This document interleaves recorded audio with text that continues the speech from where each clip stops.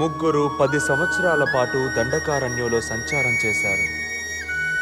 ఆ సమయంలోనే వారు అగస్త్యముని దర్శించుకున్నారు. అన్నదమ్ములిద్దరికీ మునివర్యులు దివ్యాస్త్రాలు ప్రదానం చేశారు.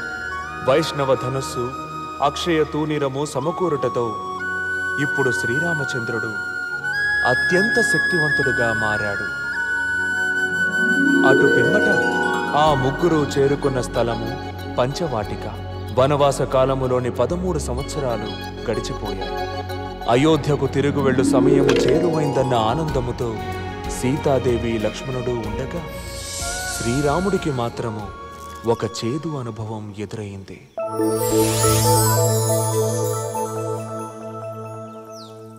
మదిమోహించు అందగాడా, ఎవరు నీవు?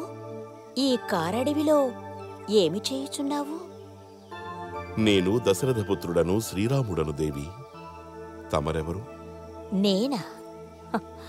నేను ఈ వనానికే రాణిని, శూర్పణఖను. తమరు ఈ వనమునకే రాణా? అయితే రండి, మా కుటీరములోకి దయచేయండి. కాదు, నీవు నాతో రమ్ము. ఈ విశ్వంలోని సర్వసుఖాలు నీకై వేచి ఉన్నాయి. అటుల నేను తమరితో రాలేను దేవి. నేను వచనబద్ధుడను. తమరు వెళ్ళండి. నా వంటి సుందరి త్రిలోకములలో లేదు. నా ప్రేమను అంగీకరించు, నిన్ను మహారాజుని చేస్తాను. నీవొక స్త్రీవి, నేను నీకు హాని కలిగించలేను. ఇక్కడి నుంచి వెళ్ళుము. నీవు మూర్ఖుడవు రామా. ఎప్పుడిక నువ్వు నా దాసుడు అయ్యడవు.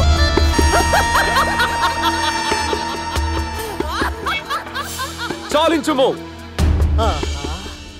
సుందరమైన ఇద్దరు పురుషులు. ఏం జరిగినది స్వామి? అర్థమైనది. తన కారణముగానే నువ్వు నన్ను తిరస్కరిస్తున్నావా రామా? అయితే ముందుగా దాన్ని అంతం చేస్తా.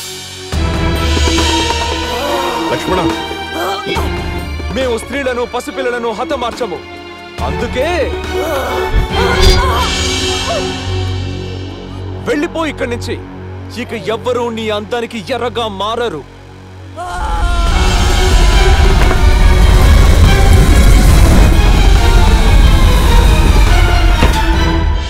నేను రాక్షసరాజు రావణుని సోదరినిరా. మీకు అవశ్యము శిక్ష లభించదు, శిక్ష లభించదు.